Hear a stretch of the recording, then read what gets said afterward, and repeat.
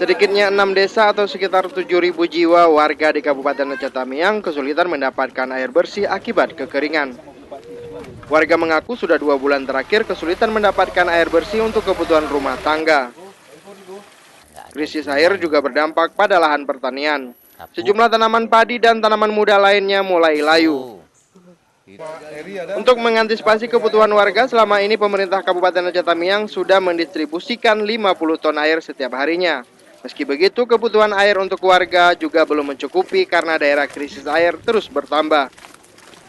Bupati Aceh Tamiang Hamdan Sati menyebutkan saat ini pihaknya terus berusaha semaksimal mungkin untuk membantu warga mengatasi krisis air.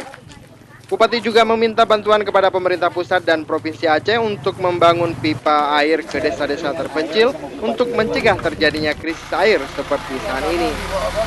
Kekeringan sekarang ini sudah 6 desa yang mengalami kekeringan.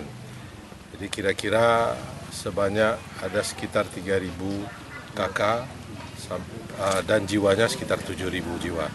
Kemarau panjang di wilayah ini telah terjadi sejak 5 bulan terakhir. Namun warga mengalami krisis air sejak 2 bulan ini. Wilayah terparah terjadi pada 6 desa di Kecamatan Tamiang Hulu dan Bandar Pusaka. Dari Aceh Tamiang, Said Maulana melaporkan untuk Aceh Video.